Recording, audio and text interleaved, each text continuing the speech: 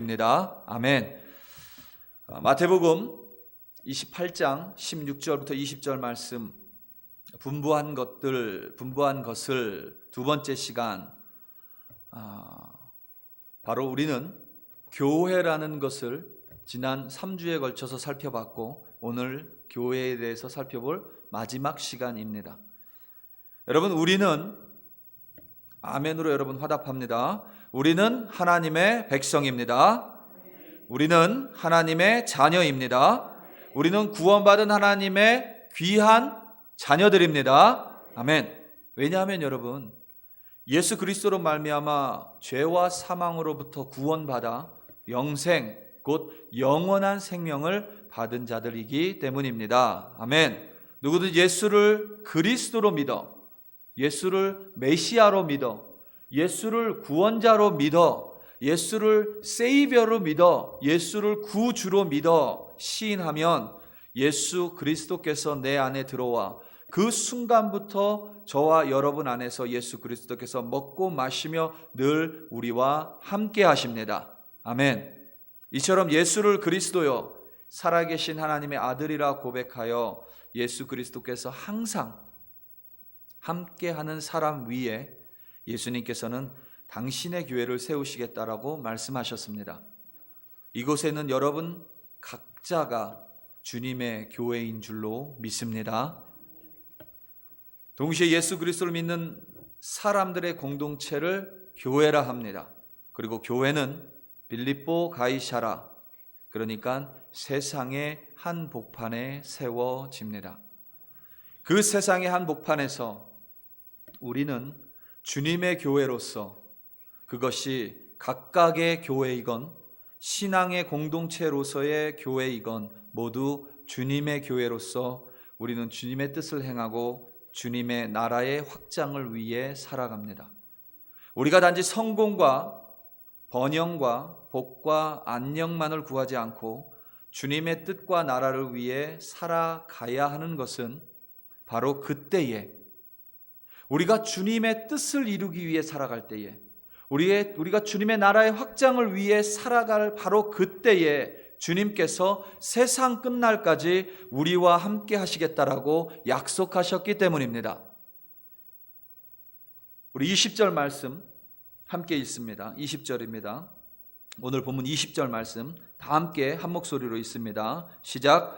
내가 너희에게 분부한 모든 것을 가르쳐 지키게 하라. 볼지어다 내가 세상 끝날까지 너희와 항상 함께 있으리라 하시니라. 아멘. 분부한 모든 것을 가르쳐 지키게 하라. 바로 그때 하나님의 뜻을 이루어 갈 때에, 하나님의 나라가 나를 통하여 확장되어 갈 때에, 내 가정 가운데, 내 직장 가운데, 내 생업터 가운데 나를 통하여 하나님의 뜻이 이루어지고 하나님의 나라가 확장되어 갈 그때에 주님께서는 내가 너와 함께 하겠다고 약속하셨습니다. 세상 끝날까지 너희와 함께 하겠다고 약속하셨습니다. 예수님께서 제자들을 부르셨고 그들 위에 교회를 세우시겠다고 말씀하셨고 그들에게 모든 민족에게 땅끝까지 가라고 명령하셨습니다. 여러분, 늘 말씀드리지만 땅끝은, 세상의 끝은 여러분들이 서 있는 세상의 한복판입니다. 여러분, 지구는 둥글기 때문에 땅끝을 향해 끊임없이 걸어 나아가다 보면 결국 여러분이 서 있는 자리로 되돌아오게 됩니다. 바로 거기가 땅끝, 땅의 시작이고 동시에 땅의 끝입니다. 바로 그 자리까지 가서 바로 내가 서 있는 그 세상의 한복판, 세상의 시작, 세상의 끝, 땅의 시작, 땅의 끝, 바로 거기서 우리가 하나님의 뜻을 이루어가고 하나님의 나라를 확장해어 갈 때에 하나님은 내가 반드시 너와 함께 할 것이다, 그 약속을 주신 거예요.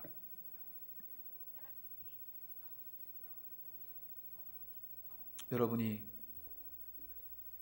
가정, 직장, 이웃 사람들, 생업터, 바로 그 세상의 한복판에서 주님의 교회로서 주님의 뜻을 행하고 주님의 나라를 확장해 갈 때 하나님께서는 반드시 여러분들과 함께 하실 줄로 믿습니다. 주님의 뜻을 이루고 주님의 나라를 확장하는 것은 오직 주님께서 분부한 것을 지킬 때에만 가능합니다. 주님께서 분부한 것에서 벗어난 교회는 절대 교회가 될 수 없습니다. 주님께서 분부한 것을 행하지 않는 사람은 절대 주님의 자녀가 될 수 없습니다. 내가 아무리 뭐라고 변명하고 싶어도 주님 앞에 서는 날 주님께서 내가 너를 도무지 알지 못한다 라는 말을 들을 수밖에 없습니다. 주님께서 분부한 것은 결코 복잡하지 않습니다. 마치 구약시대의 율법처럼 613개나 되는 조항으로 주님이 분부한 것은 이루어져 있지 않습니다.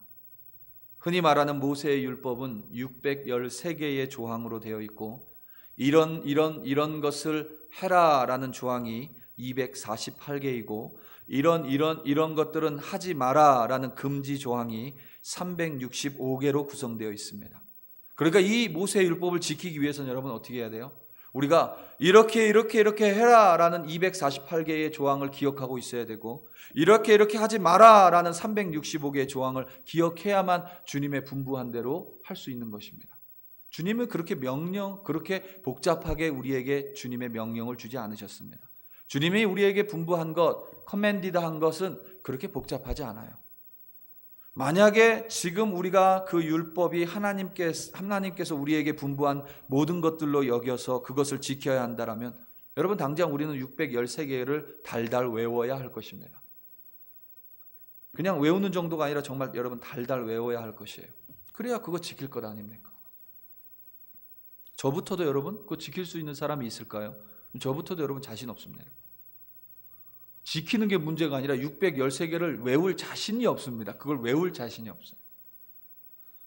이 모세의 율법 613개는 10계명에서부터 비롯됐습니다. 그럼 여러분 우리 10계명은 좀 자신이 있는 것 같아요. 그렇죠? 근데 여러분 지금 제가 딱 1분 드리겠습니다. 30초 드리겠습니다. 10계명 10개 딱 한번 생각해 보세요. 몇 개나 정말 떠오르나? 자, 시작. 성경 보시면 안 됩니다.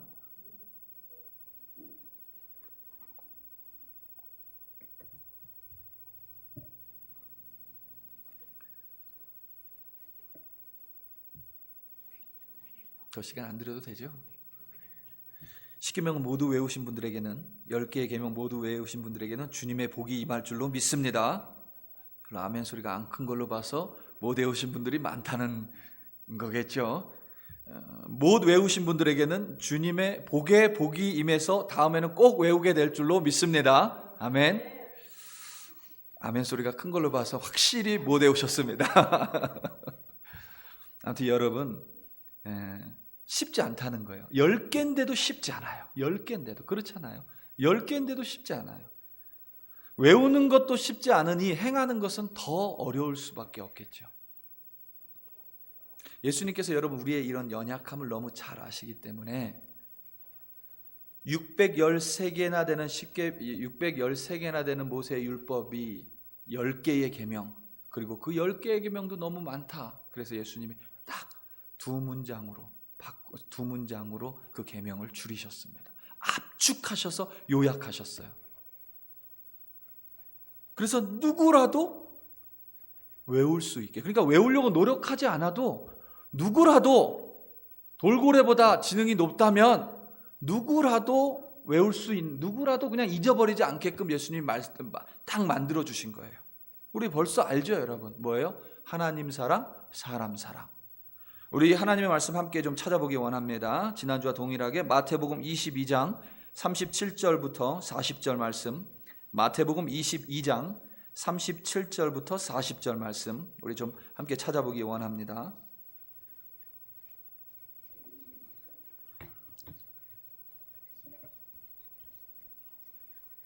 마태복음 22장 37절부터 40절 말씀,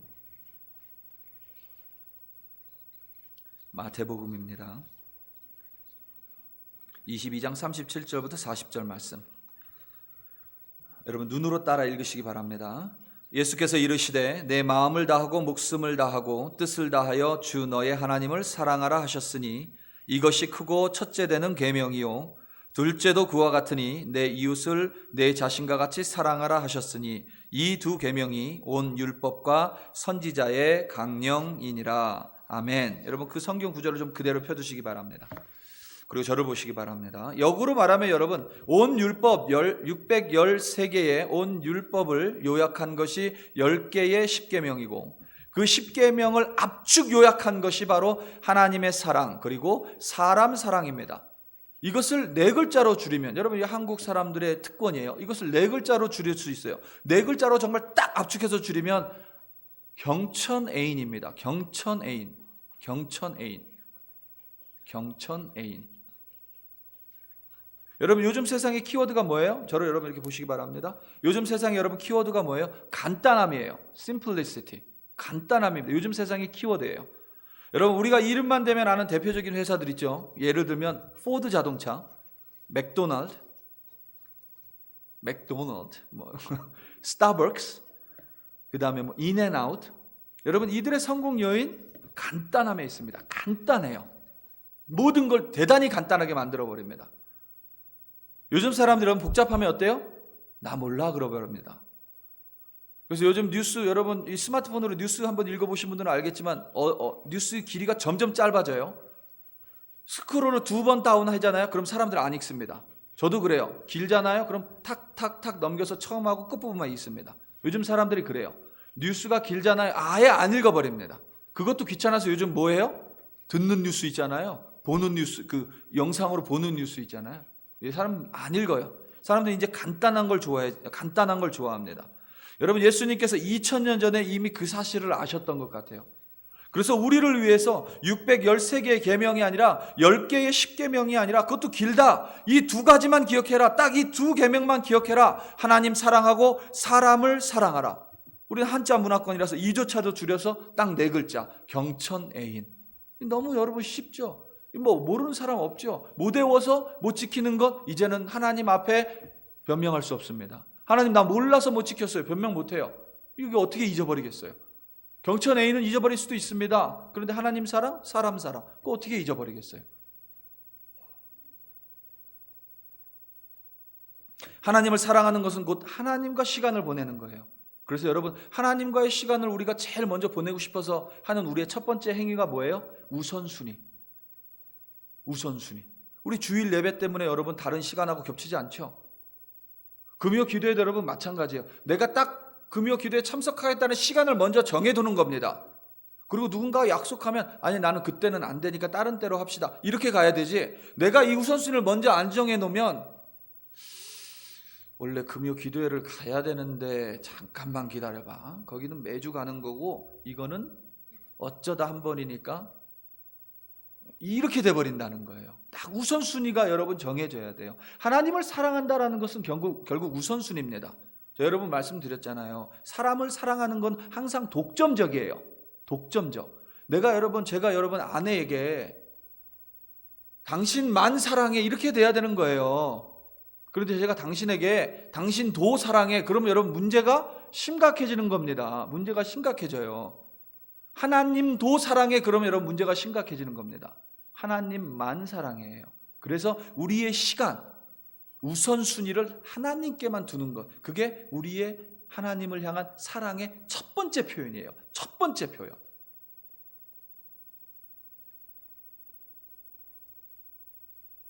우리 하나님 사랑은 경천. 그래도 여러분 조금 자신 있습니다. 우리 조금 자신 있어요. 우리 조금. 왜냐하면 우리 주일 예배 잘 안 빠지잖아요. 그러니까 우리 조금 자신 있어요. 하나님 앞에서 그래도 주님 제가 주일 성수는 이런 좀 자신감이 있어요. 그리고 이제 조금 더 자신감이 있으면 그래도 주님 제가 기도회는 좀 자신감이 있죠. 새벽 예배 참석하시는 분들은 이제 자신감이 주님 제가 새벽 제단 쌓는 사람입니다. 약간 이런 자신감이 좀 있습니다. 좀 잘해요. 근데 우리에게 항상 부족한 부분이 그러니까 경천 애인 중에서 경천은 우리가 좀 잘합니다. 그런데 우리에게 좀 부족한 부분이 바로 이 애인이에요. 애인. 사람 사랑. 이웃을 사랑하는 거. 이게 좀 부족합니다. 애인을 여러분 보이프렌드, 걸프렌드 이해하면 이게 오늘 설교가 완전 다른 길로 빠져버립니다. 예? 그거 아니에요. 사랑 애자에 사람 인자, 그래서 사람을 사랑하는 것, 애인. 자, 이겁니다. 우리가 좀 전에 읽은 마태복음 38절, 22장 38절을 다시 한번 좀 보기 원합니다. 22장 38절, 22장 38절. 계속 여러분 그 장을 펴두세요. 우리 한 번 더 읽을 겁니다. 마태복음 22장 38절. 우리 38절, 둘째도 그와 같으니, 우리 38절을 다 함께 좀 한 목소리로 읽기 원합니다. 시작. 둘째도, 죄송합니다, 38절 아닌가요?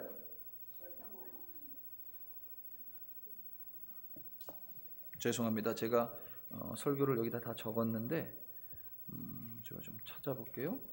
정확하게 하는 게 좋으니까. 마태복음 22장이죠? 그렇죠? 22장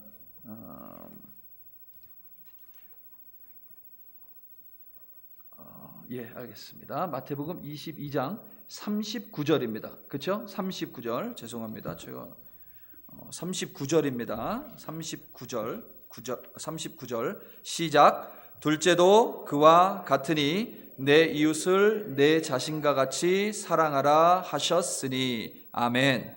죄송합니다. 제가 숫자가 자동으로 이렇게 당겨졌었던 것 같아요. 죄송합니다. 자, 여기서 여러분, 둘째도 그와 같으니, 이 39절에 둘째도 그와 같으니라는 말은 첫째 계명이 크고 첫 번째이지만 둘째라고 해서 작고 두 번째라는 의미가 아닙니다. 첫째 계명과 동일하게 크고 으뜸이라는 의미예요. 어쩔 수 없이 두 번째라는 순서를 붙였지만 결코 두 번째로 크고 중요하다라는 의미가 아닙니다. 그러니까 하나님 사랑과 동일하게 크고 중요하고 첫 번째 되는 으뜸이 되는 것이 바로 사람 사랑이라는 거예요. 사람 사랑. 그러니까 첫 번째 하나님의 사랑만 하고 사람 사랑을 하지 않는다. 그것은 온전한 것이 아닙니다. 절대 온전한 것이 아니에요. 하나님의 사랑, 우리가 그래도 말씀드린 대로 그럭저럭 잘해 나갑니다. 때로는 하나님의 사랑 잘하지 못하면 주님 앞에 회개도 해요. 또 이렇게 예배를 통해서 또 결단도 합니다. 주님, 제가 주님에 대한 때로는 첫사랑이 이렇게 부족했다, 첫사랑이 좀 흐려졌다 그래서 주님 앞에 눈물로 우리 또 한번 회개도 하고, 왠지 하나님 앞에는 잘못했다라는 생각이 늘 있어요. 그래서 예배 나올 때는 늘 하나님 앞에 좀 송구한 마음이 있고 좀 죄송스러운 마음이 있고 늘 죄인된 마음으로 하나님 말씀에 순종하고 살지 못한 것 같아서 주일 예배 때는 늘 좀 죄인의 마음, 좀 송구한 마음으로 나옵니다. 이런 부분에 대해서 제가 이렇게 권면해 드리는 건 또 이렇게 잘 들으세요. 하나님 사랑과 관련돼서는. 그만큼 우리는 하나님 사랑에 대해서는, 경천에 대해서는 깨어 있어요. 그리고 잘하려고 합니다. 하지만 사람 사랑은 상대적으로 잘 못해요. 사람 사랑은 제가 잘못했다라고 얘기를 자칫 잘못하면 저까지 공경에 빠질 정도로 어려움에 처할 때가 있습니다. 사람 사랑 때문에 그걸 잘 못해서 회개하고 사람 사랑을 잘하지 못해서 죄인의 심정으로 예배에 나오는 사람은 별로 없는 것 같아요. 분명히 예수님께서 형제로부터 원망받을 만한 일이 생각나거든 그와 먼저 화해하고 하나님께 나오라고 말씀하셨습니다. 그럼에도 불구하고 우리가 사실은 잘 못해요. 여러분만 그런 거 아닙니다. 저도 마찬가지예요. 잘 어렵습니다. 지구촌 교회를 담임하시는 최성은 목사님께서 자신이 목회하는 동안 자신에게 와서 내가 누군가에게 상처받았습니다 라고 말하는 사람은 많았지만, 목사님 내가 누군가에게 상처를 줬습니다 이렇게 말한 사람은 거의 없대요. 한 번도 경험해 본 적이 없답니다. 그 최성은 목사님뿐만 아니라 대부분의 목사님도 동일하게 생각하실 것 같아요. 목사님 내가 상처받았습니다 이 말을 하는 사람들은 많아요. 그런데 목사님 내가 누군가에게 상처를 줬습니다, 이거 어떻게 해야 될까요? 이런 말을, 이런 상담을 하시는 분들은 사실 별로 없습니다. 상처받은 사람은 많아요. 그런데 상처를 준 사람은 별로 없어요. 물론 거기에는 여러분 두 가지 요인이 있습니다. 하나는 상처를 준 사람은 때론 자신이 상처를 준 것조차 모르기 때문입니다. 상처를 줬어요. 분명히 나는 저 사람에게 상처를 받았어요. 근데 저 사람은 자기가 나에게 상처를 준 거를 모릅니다. 몰라요. 그런 경우가 많아요. 여러분 절대 이상한 거 아니에요, 그거. 참 친절한 남자가 있습니다. 그에게는 여자친구가 있었어요. 여자친구는 남자의 친절함을 참 좋아했습니다. 어느 날 여자친구가 자신의 친구가 여자겠죠. 자신의 친구와 함께 남자친구를 만났어요. 당연히 여러분 식사를 함께 했겠죠. 식사를 이렇게 하는데 한국 식당은 여러분 이렇게 반찬이 많이 나오잖아요. 반찬이 이렇게 나오잖아요. 그 반찬이 이렇게 나왔습니다. 친절한 남자가 여기 앉았고 그 옆에는 이제 여자친구가 앉았겠죠. 그리고 여자친구의 친구는 이제 여성분은 여기 앉았겠죠. 그래서 이렇게 반찬이 이렇게 있는데 여자친구의 친구가 예를 들면 특정한 반찬을 좋아해요. 그러면 여러분 편히 쉽게 깍두기라고 합시다. 깍두기라고 합시다. 그 여자친구의 친구가 깍두기를 좋아해요. 근데 그 깍두기가 놓여있던 그릇이 친절한 남자친구 앞에 있었던 거예요. 이 사람은 친절하니까 여자친구의 친구잖아요. 그러니까 친구가 젓가락으로 손을 뻗어서 깍두기를 집어야 되는 게 멀어서 이 깍두기 그릇을 여자친구의 친구 앞으로 이렇게 옮겨준 거죠.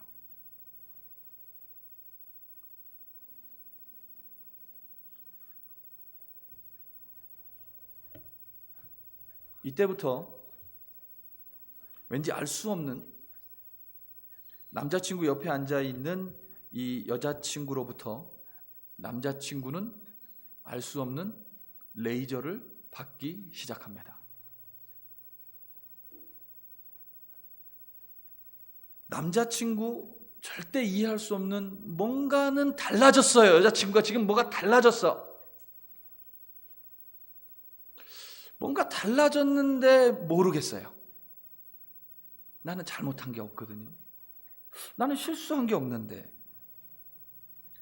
이 남자친구는 데이트하는 내내 이 가시방석에 앉아있는 느낌이에요. 보통 친절한 남자는 의도적으로 친절을 이용하는 남자 말고요. 다소 이제 착하고 순진한 면이 있잖아요. 그 내내 가시방석에 앉아있는 느낌인데 시시때때로 여자친구로부터 이제 레이저 공격을 받는 거예요. 데이트하는 내내. 근데 왜 자신에게 레이저를 쏘는지 여자친구를 이해할 수가 없습니다. 그렇게 힘겹게 하루가 끝나고 친절한 남자는 집에서 쉬려고 했지만 친절한 남자의 여자친구는 남자친구가 도착하자마자 남자친구에게 전화를 걸죠. 이쯤 되면 이제 이 친절한 남자친구는 뭔가가 확실히 잘못된다라는 것을 확신합니다. 그런데 문제는 모르겠어요. 그래서 그래도 여자친구고 친절한 남자친구니까 이 여자친구의 화를 좀 풀어주고 싶습니다. 그런데 자신이 뭘 잘못했는지 아무리 하루 종일 뭘 잘못했는지 떠올려봐도 잘 기억이 안 나요. 친절한 사람이기 때문에. 그 자신이 뭘 잘못했는지 알아야 용서라도 빌 텐데 도저히 모르겠어요. 그래서 이 친절한 남자가 일단 용서를 빌기로 결단합니다. 그리고 절대 여자친구에게 하지 말아야 될 말을 해버리죠. 알았어. 내가 다 잘못했어. 이제 이 싸움은 어떻게 돼요? 장기전이 돼서 밤새 싸움이 끝나지 않습니다. 여러분, 이 남자 답답하시죠? 여러분들은 지금 이 여자친구가 왜 기분이 언짢은지 여러분은 아시죠?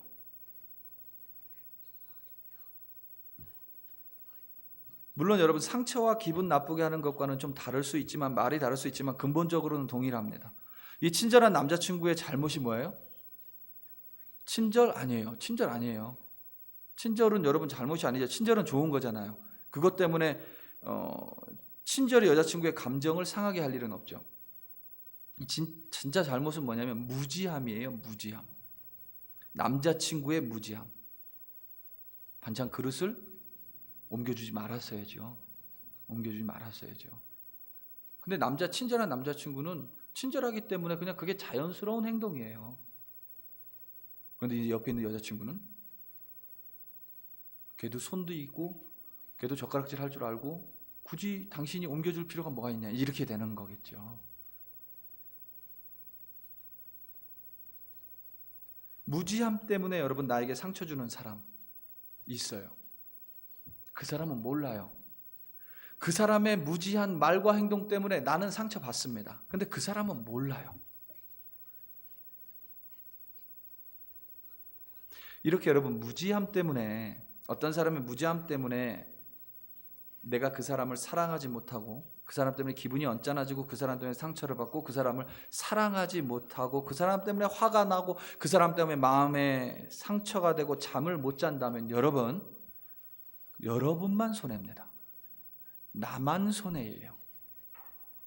말씀드린 것처럼 여러분, 그 사람은 모르고 했기 때문에, 무지함에서 했기 때문에 그 사람은 다리 뻗고 잘 잡니다. 우연히 다음날 만나도 그 사람은 아무렇지 않아요. 잘 웃습니다. 그럼 그거 보고 나는 또 더 화가 나요. 상처가 또 올라오고, 또 하루를 그 사람 때문에 망쳐요. 그 사람은 여전히 무지해요. 여러분, 그렇게 사람의 무지로 말미암아 어떤 그 사람의 무지한 말과 행동 때문에 내 안에 상처가 됐다든가 그 사람의 말을, 그 사람의 행동을 여러분 절대 여러분 마음에 담아두지 마시기 바랍니다. 바로 여러분 예수의 이름으로 흘려보내야 돼요. 예수의 이름은 장식품이 아닙니다. 우리가 예수의 이름은 능력의 이름, 구원의 이름 이렇게 찬송했잖아요. 여러분 장식품 아니에요. 어느 날 예배 시간에만 꺼내보는 성경책 아닙니다. 예수의 이름은 항상 우리와 함께 다니고, 우리가 어렵고 힘들고 때로는 무지한 어떤 사람의 말과 행동 때문에 내가 상처받을 때도 언제든지 나를 구원해 주실 수 있는 능력의 이름, 예수 그리스도인 줄로 믿습니다, 여러분.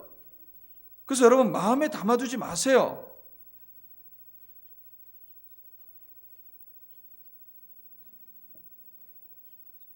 그리고 여러분 이렇게 기도하세요.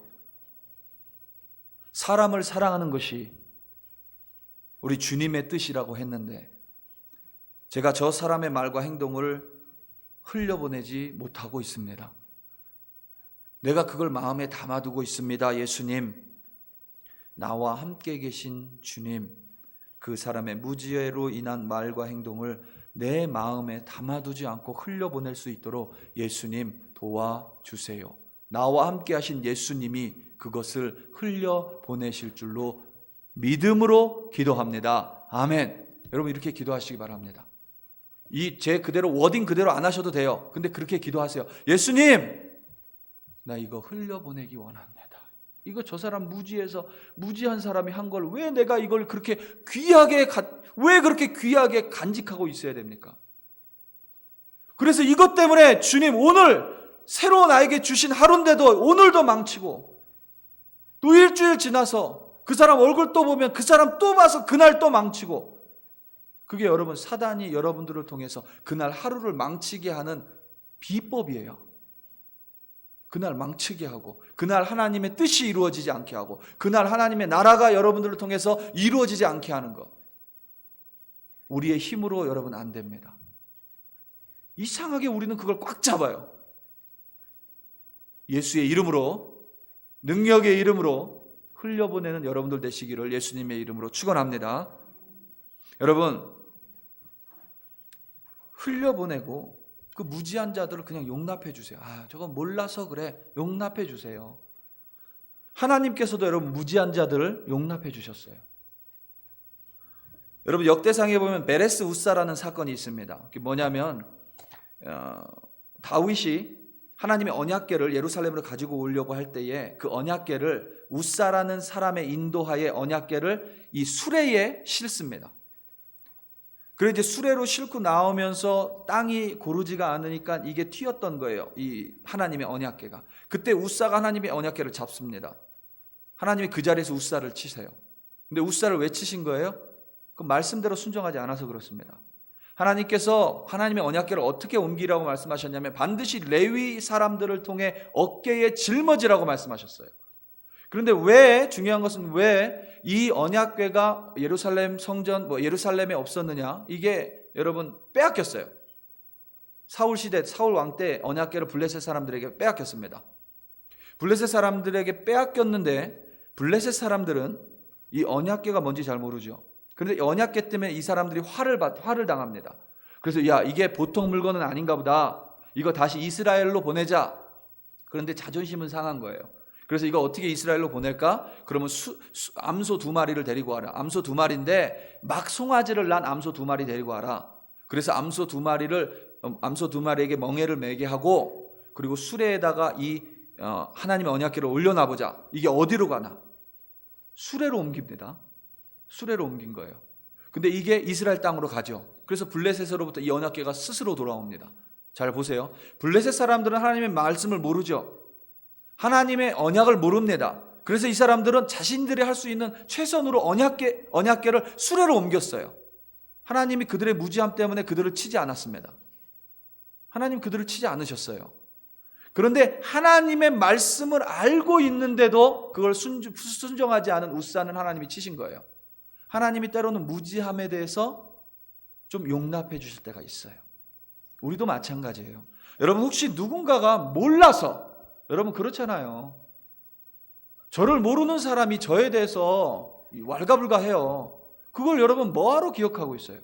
나를 모르는데. 제 설교에 대해서 딱 한 번 들은 사람이 뭐라고 한 거를 뭐라고 기억하고 있어요. 그걸 좋다고 했건 나쁘다고 했건 그건 별로 기억할 게 못 돼요. 왜냐하면 한 번밖에 안 들어봤잖아요. 제가 누군지 모르잖아요. 그런데 제 아내가 만약에 저에게 뭐라고 한다? 그러면 귀담아 듣겠죠. 모르는 사람이 하는 말, 여러분 왜 마음에 담아두세요? 그걸 그냥 그 사람을 용납해 주세요. 아, 몰라서 그래. 근데도 마음에서 사라지지 않는다? 하나님, 나 사랑해야 될 것 아닙니까? 그게 하나님 뜻 아닙니까? 나하고 하나님의 뜻을 행하면 주님께서 세상 끝날까지 함께 있는다고 약속하지 않으셨습니까? 근데 하나님, 나 이게 마음에 있어서 너무 힘듭니다. 예수의 이름으로 흘려보내주세요. 끝입니다, 여러분. 또 흘려보내고 나서 뒤돌아서서 다시 집으면 안 돼요. 우리는 그걸 잘해요, 또. 여러분, 그러지 마세요. 모르는 사람.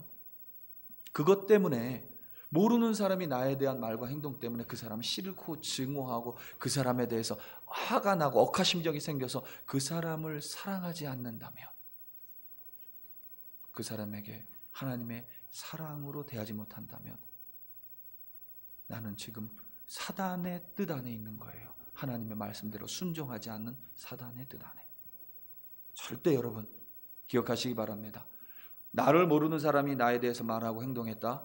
예수의 이름으로 끊으시기 바랍니다. 안 끊어지면 예수의 이름으로 흘려보내시기 바랍니다. 만약에 안 되면 여러분 어떻게 해요? 계속하세요. 계속 끊으세요. 계속 흘려보내세요. 어느 순간 완전히 사라져 있고 그 사람의 말과 행동에 더 이상 영향받지 않는 구원받은 자유로운 주님의 백성이 될 줄로 믿습니다. 아멘.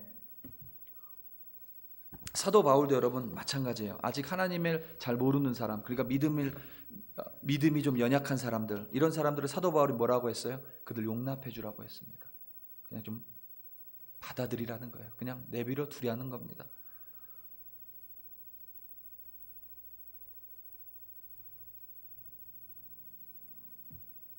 내 힘으로 할 수 없지만 나와 함께 하신다고 약속하신 주님의 능력으로 우리는 할 수 있을 줄로 믿습니다. 상처를 받았는데, 상처받은 사람은 많은데 상처를 준 사람은 별로 없는 두 번째 이유는 일부러 상처를 주기 때문에 그래요. 내가 일부러 상처를 주기 때문에 그렇습니다. 내가 저 사람에게 일부러 상처를 줍니다. 그 사람 분명히 아플 것 알아요. 그런데 상처를 줍니다. 내가 이 말 딱 하면 저 사람 기분 나빠할 거 알아요. 그런데 합니다. 그럼 내가 상처를 줬으니까 난 알아야 되는데 내가 상처를 준 걸 잊어버리고 싶어 합니다. 정당화시키고 싶어 해요. 그래서 변명하죠. 저 사람은 상처를 좀 받아도 돼. 저 사람이 나 이렇게 저렇게 했었으니까 나는 저 사람에게 일부러 상처를 줘도 돼. 정당화합니다. 그 사람 충분히 상처받을 자격이 있어. 그 사람이 나한테 이렇게 말한 적이 있지. 나에게 이렇게 상처 준 적이 있지. 저 사람이 전에 나에게 친한 누군가에게 이런 적이 있지. 그러면서 내가 상처를 일부러 줬음에도 불구하고 나를 정당화시켜버려요. 여러분, 사람 충분히 그럴 수 있습니다.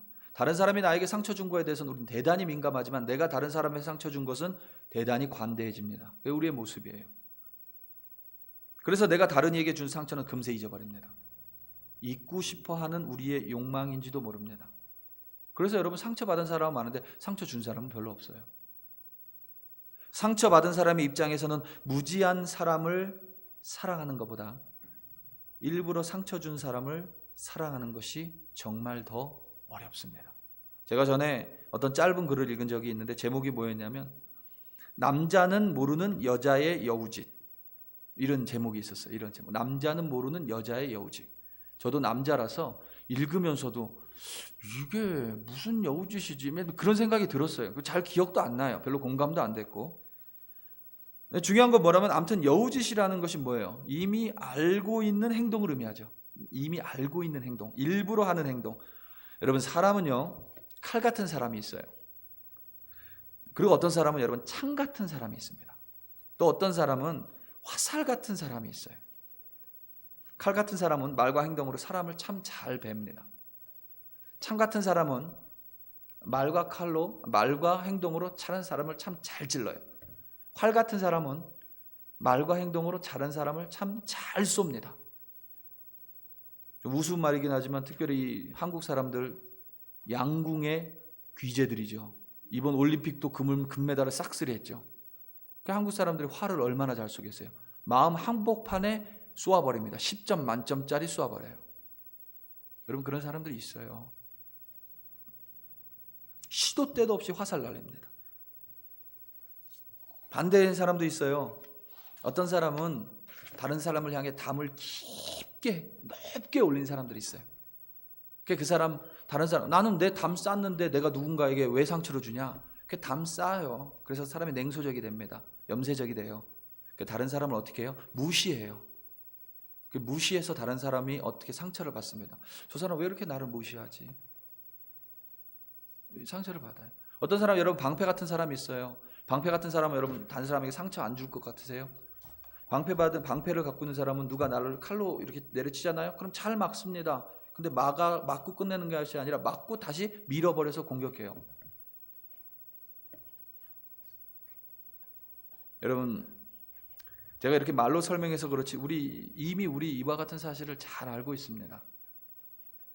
우리 모두가 서로에게 일부러 상처 줄 때가 참 많아요.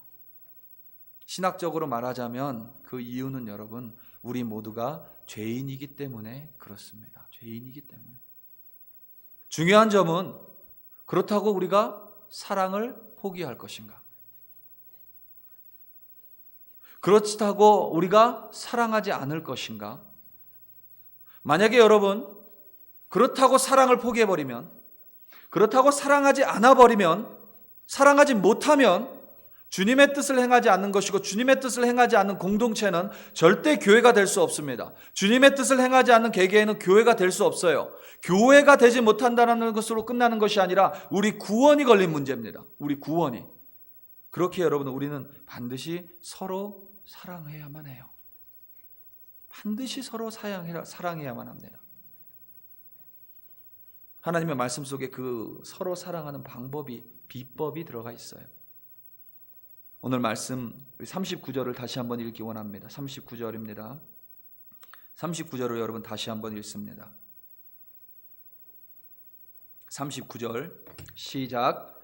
둘째도 그와 같으니 내 이웃을 내 자신같이 사랑하라 하셨으니. 아멘. 내 이웃을 누구같이요? 내 자신같이. 잘 보세요. 내 이웃, 상처 주는 사람입니다. 죄인이에요. 일부러 상처 주는 사람입니다. 나 누군가에게 이웃입니다. 나도 죄인이에요. 나도 일부러 누군가에게 상처받으라고 말 내뱉고 행동하는 사람입니다. 담을 깊게 쌓는 사람, 마주쳐 지나가는데 분명히 인사해야 되는데 인사 안 하고 쌩 지나가죠. 여러분, 그게 얼마나 큰 상처인지 아시죠? 얼마나 크게 상처가 되는지 아시죠? 우리는 다 죄인이고 다 상처 줍니다. 일부러 상처 줍니다. 내 자신을 사랑하는 것 같이 내 이웃을 사랑하라는 것은, 여러분, 일부러 상처를 주는 사람들, 그러니까 우리 대부분이라고 합시다. 우리 대부분이 그런 이유는 죄인이고, 그 죄인이기 때문에 우리에 대해서 만족하지 못해요. 그것을 질투라고 하건 자격지심이라고 하건 자기 불만족이라고 하건 일부러 상처를 주는 우리 모두는 자신에 대해서 만족하지 못합니다. 그래서 자신을 잘 사랑하지 못해요. 우리 자신을 사랑하는 것을 이기심 혹은 self-centered, 그래서 자기중심적이라고 하는데, 이기심과 자기중심은 나를 사랑하지 못해서 생기는 것이 아니라 자격지심에서부터 오는 겁니다. 나를 너무 사랑하기 때문에 오는 것이 아니라 나를 사랑하지 못하기 때문에 자격지심에서 오는 겁니다. 자기 자신을 사랑하지 못하기 때문에 여러분, 이웃을 사랑하지 못하는 거예요. 내가 이렇게 힘들고 내가 이렇게 어려운데 너만 어떻게 잘 되니? 너도 이 밑으로 내려와라. 우리 같이 망가져 보자. 여러분, 실제로요, 기업에서 예를 들어서 일을 아주 잘하는 팀이 있다고 합시다. 한 10명 정도가 돼요.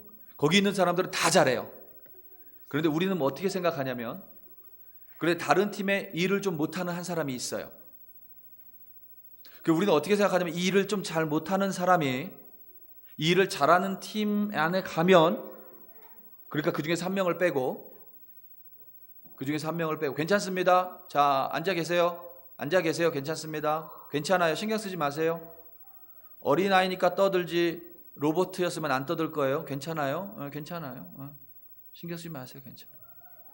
여러분, 말씀이 더 중요합니다. 할렐루야. 그 한 명을 빼서요, 이 잘하는 10명이 있는 팀에 놔두면 여러분 어떻게 될 것 같으세요? 우리는 어떻게 기대하냐면, 이 한 명이 도전을 받아서 대다수가 9명이 잘하니까 이 사람도 같이 성장할 거라고 생각합니다. 그런데 지금까지 나온 심리조사는 전부 다 반대예요. 이 사람들 잘하잖아요. 이 일 못하는 사람, 조금 부족한 사람 하나 넣잖아요. 이 9명이 전부 떨어집니다. 왜 그런지 아세요? 이 한 사람이 있잖아요. 자기를 사랑하지 못해서 다 끌어내리는 거예요. 다 끌어내립니다. 나만 이렇게 망가질 수 없어. 너도 내려와. 내가 거기 올라가야 되겠다. 나도 빨리 성장해. 이게 아니라는 거예요, 사람아. 내가 나를 사랑하지 못하고, 그래서 내가 나에 대해서 만족하지 못하면 누군가 만족하는 사람을 보고 그 사람 끄집어 내립니다. 그래서 우리는 서로 상처를 줘요. 말로, 행동으로. 결국 여러분, 우리가 이웃을 사랑하지 못하는 이유는 그들에게 사랑받을 만한 모습이 없기 때문이거나, 혹은 그들이 나에게 상처를 주기 때문이거나, 혹은 그들이 나하고 아무 상관이 없기 때문이가 아니라, 결국 우리가 하나님의 말씀인 이웃을 사랑하지 못하는 것, 사람을 제대로 사랑하지 못하는 이유는 나를 그만큼 사랑하지 못하기 때문이에요. 나를 용납하지 못하기 때문에 저 사람을 용납하지 못합니다. 나를 있는 그대로 받아들이는 것이 너무 어렵기 때문에 저 사람의 있는 모습을 받아들이는 것도 어려워요.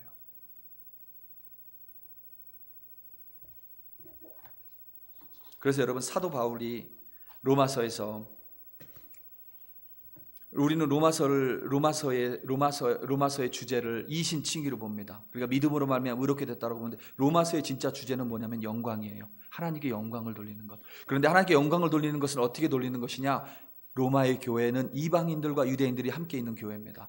하나님께 영광을 돌리는 길은 하나밖에 없다. 너희들이 연합하는 것, 너희 다름을 인정해 주는 것, 그리고 서로 상처 주고 싸울 수밖에 없는 죄인이라는 것을 좀 용납해 주라는 것.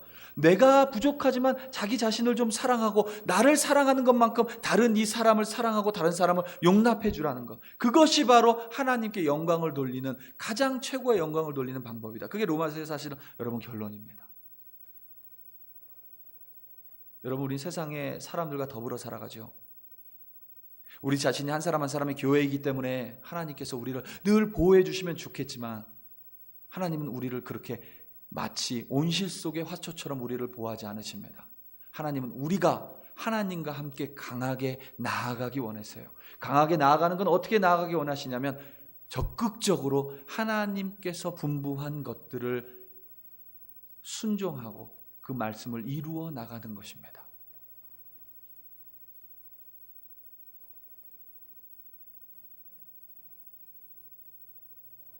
우리 사랑하는 성도 여러분, 말씀을 맺습니다. 여러분 한 사람 한 사람이 교회입니다. 변하지 않습니다. 교회로 살아가며 세상 사람들은 교회를 창으로 찌르고 칼로 찌릅니다. 때로는 교회를 향해서 냉소적인 웃음을 보일 때가 있습니다. 우리는 어쩔 수 없이 상처를 주고 또 상처를 받고 살아갑니다. 모르는 사람이 나에게 상처를 줬다면 여러분 그냥 예수의 이름으로 끊어버리고 물리치시기 바랍니다. 행여나 어떤 사람이 일부러 나에게 상처를 줬다면 여러분 그 사람을 좀 안타깝게 바라봐 주세요. 자기 자신을 사랑하지 못하고 용납하지 못하는 겁니다. 그리고 내가 행여나 누군가에게 일부러 상처를 준다면 여러분을 좀 아껴주세요. 내가 어쩌면 하나님이 나를 사랑하는 것만큼 나를 사랑하지 못하는 수도 있겠구나.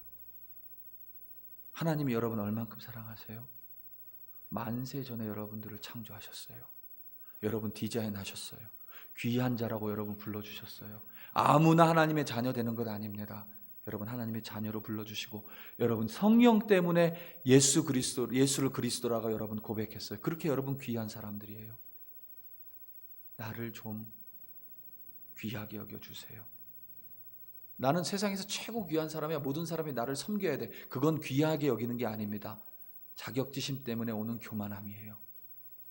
나를 사랑하는 사람은 내 부족함, 내 연약함 인정할 줄 알고 그걸 하나님 앞에 드릴 줄 알고 그래서 하나님 앞에서 다룸받아져서 하나님을 더욱더 예수님을 닮아가는 것. 나를 사랑하는 사람입니다. 사랑하는 성도 여러분, 교회라는 설교를 마무리 지으면서 여러분들에게 이렇게 도전드리고 싶습니다. 여러분은 하나님의 핏값으로 세워진 교회들입니다. 결코 세상의 공격에 쓰러질 수 없는 교회들입니다. 그런데 내가 하나님의 뜻을 행하지 않는다면 스스로 망가지는 꼴이 됩니다. 하나님의 뜻을 행하는 것은 경천애인, 하나님을 사랑하고 이웃을 사랑하는 것입니다. 지금까지 하나님 사랑하셨던 것처럼 사랑하시기 바랍니다. 지금까지 하나님 사람을 사랑하지 못했다면 더욱더 사람을 사랑하시기 바랍니다. 용납해 주시고 이해해 주시고 그리고 무엇보다 여러분 나를 좀 아껴 주시고 사랑해 주시기를 예수님의 이름으로 축원합니다. 다 함께 기도하시겠습니다. 하나님 아버지 참으로 감사합니다. 하나님 우리는 나를 사랑하라고 이야기하면 이기적인 것이고 자기중심적이고 교만이라고 여길 때가 많습니다. 물론 자격지심 때문에 나에 대한 불만족 때문에 나를 다른 사람보다 높게 여기는 것은 교만이고 죄입니다. 하지만 내가 죄인이기 때문에 내가 부족하기 때문에 내가 연약하기 때문에 내가 가진 것이 없기 때문에 내가 다른 사람과 비교해서 늘 열등하기 때문에 나를 있는 그대로 받아주지 못하고 사랑하지 못한다면 그것은 하나님의 뜻이 아닙니다. 부족하고 연약하지만 하나님이 나를 사랑하신 것처럼 나를 인정하고 나를 순전하게 사랑할 때에 나를 사랑하는 것만큼 이웃을 사랑할 수 있습니다. 내가 잘 되는 것을 기도하는 것만큼 다른 이도 잘 되는 것을 기도할 수 있습니다. 비록 나는 잘못되지만 나를 사랑하는 사람은 다른 이들의 잘됨을 위해 기도할 수 있습니다. 하나님, 무지한 때문에 상처받았다면 하나님 그딴 것 흘려보낼 수 있는 능력을 주시옵고 일부러 나에게 상처 준 사람을 안타깝게 여기며 그가 그 자신을 조금 더 사랑할 수 있도록 기도하는 자가, 기도하는 사람이 되게 하여 주시옵소서. 나를 주의 구원받은 백성으로 교회로 세워주시니 참으로 감사합니다. 그 또한 주님의 은혜임을 고백합니다. 감사드리며 예수님의 이름으로 기도드립니다. 아멘.